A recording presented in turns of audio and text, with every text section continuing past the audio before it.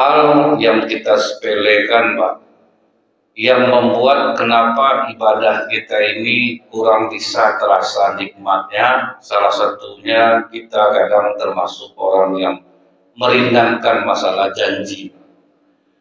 Janji jangan sampai disepelekan, karena Rasulullah SAW ketika berjanji, Pak, apapun risikonya beliau akan tunaikan. Nah, kita kadang udah berjanji kita buat balik, berjanji kita buat balik. Makanya kita ini tidak pernah bisa mendapatkan kenikmatan beribadah. Kadang cucu kita janji-janji, karena nanti ya pokoknya mau dia nanti nenek belikan es krim Panda, Pak, kan? Bentuknya sepele, Pak.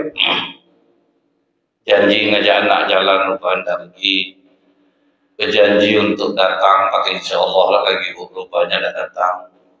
Ini banyak betul terjadi.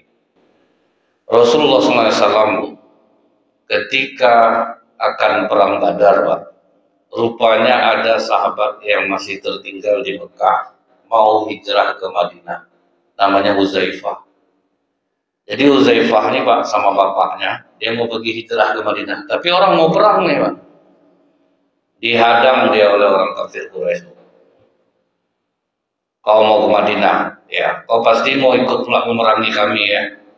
Tidak, aku tidak mau memerangi kalian, aku mau ke Madinah saja. Kau boleh ke Madinah, tapi kau harus janji sama kami, kau tidak akan ikut dalam perang Badar. Baik aku dan ayahku berjanji tidak akan berperang di pihak orang Muslim untuk memerangi kalian. Baru diloloskan pergi, Pak. Menurut kita kan hal yang biasa tuh, penting iya kan aja, yang penting senang hatinya. Paling banyak gitu, Pak. Pokoknya iya kan aja. Nah, Huzaifah dan ayahnya rencananya mau mengiyakan aja nih, Pak.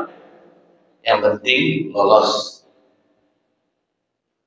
Begitu sampai di Madinah, Bu, diceritakannya lah kepada Rasulullah. Ya Rasulullah, kami tadi dihadang sewaktu mau berangkat ke Madinah oleh orang Quraisy. Dia tidak meloloskan kami asal kami berjanji kami tidak akan berperang di pihak Muslim untuk memerangi orang Quraisy di Badar. Kata Rasulullah, memang pasukan kita kurang. Jumlah kita hanya 313 orang yang mau dilawan 1000. Kita akan minta tolong kepada Allah untuk menguatkan kita. Mengenai janjimu kepada orang Quraisy, hendaklah engkau tunaikan. Jangan engkau ikut berperang. Tetaplah engkau bersama ayah. Padahal berjanji sama orang kafir, Pak. Tetap, kata Rasulullah, tunaikan. Itu yang membuat para sahabat tuh begitu mendengar apa yang disampaikan Rasulullah, mereka dengar, mereka taat. Itu yang menyebabkan percepatan perubahan diri itu. Kita kalau kita ingat berapa janji kita ingkari, Pak. Mulai dari hal-hal yang kita anggap sepele, bukan? Macam kami Ustaz nih, dari jalan Ustaz, udah janji datang saya, iya, aman tuh, lupa datang kadang. Maka penyakit Ustaznya aneh-aneh kadang, bukan? Karena banyak janji juga, Pak. Janji tapi sudah tuh mengingkari. Dianggap itu biasa. Rupanya ketika kita sudah berjanji, berat pun resikonya tetap ditunaikan. Kadang kita janji sama anak, Bu, ya, nanti pulang ceramah kita jalan. Rencana tidak jadi ini, Pak, tapi ingat kalimat tuh, Pak, ya, jangan sepele. Tidak enak pun badan bawa. Nah, ini yang sering kita lalaikan, Pak. Berjanji kemudian kita mengingkari. Ternyata Rasulullah sama orang kafir pun berjanji, Pak, tetap ya tunaikan. Jadi waktu perang Badar terjadi, Huzaifah sama ayahnya tetap nggak ikut menunaikan janji. Jadi tidak ada istilah mengiyakan, Ibu. Kalau udah berjanji, laksanakan.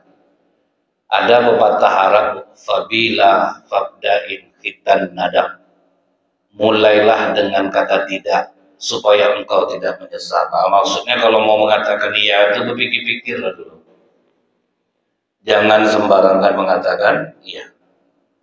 Karena kalau sudah iya, ditunaikan bagaimanapun risikonya. Kita ingat Rasulullah menceritakan kepada para sahabat, dulu ada orang Bani Israel. Dia meminjam uang untuk berdagang. Bisa nggak pinjam dulu uang 1000 dirham? Kata kawannya ini, bisa. Kapan mau kau bayar? Aku akan bayar setelah musim perdagangan berakhir. Nanti aku bayar.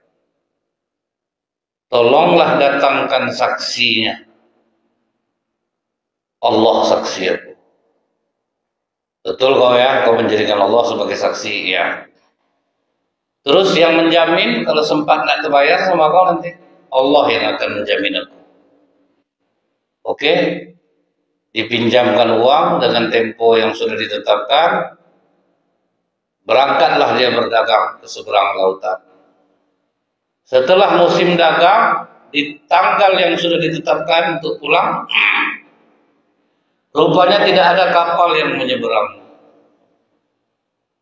Kita udah janji bayar, kapal tidak ada menyeberang. Orang yang punya duit udah nunggu dari pagi Pak, di pelabuhan. Apa kata orang yang meminjam uang? Ya Allah, ketika aku meminjam uang kepada saudaraku itu, Engkaulah yang kujadikan saksi. Ketika dia nanya siapa yang menjaminnya, aku katakan Engkaulah yang menjaminnya. Saat ini bukan aku tidak mau membayar ya Allah, memang tidak ada kapal yang berangkat ke seberang.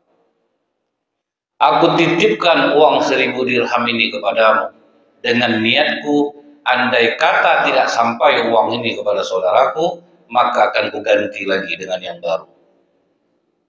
Diambilnya kayu, dipotongnya, dibolongkannya dalamnya Pak. Uangnya kemudian dibungkus, dimasukkannya ke dalam kayu itu. Diikatnya bagus-bagus. Ya Allah, aku titipkan uang ini kepadamu. Dianjurkannya Pak, penting janjinya ditunaikannya. Karena dulu kau yang menjadi saksi ya Allah, nggak berani aku macam-macam. Akhirnya ya, yang punya uang udah mau pulang Pak. Nampak dia kayu teranyut-anyut. Ah udahlah bawalah kayu ini pulang. Daripada nggak ada bawa pulang apa-apa. Sampai di rumah, heran dia menengok kayu ini kok aneh macam belisit-belisit. Dibukanya lilitan kayu itu. Jumpalah dia duit, di dalamnya 1000 dirham, lengkap dengan suratnya. Ya Allah, dulu kau yang menjadi saksiku ketika ku meminjam. Menangis kawannya nih, betapa kuat dia memegang janji. Setelah beberapa hari berselang, ada kapal yang menyeberang. Sama dengan di Indonesia ini Bu, kita penerbangan ke Papua kan 3 bulan sekali Pak.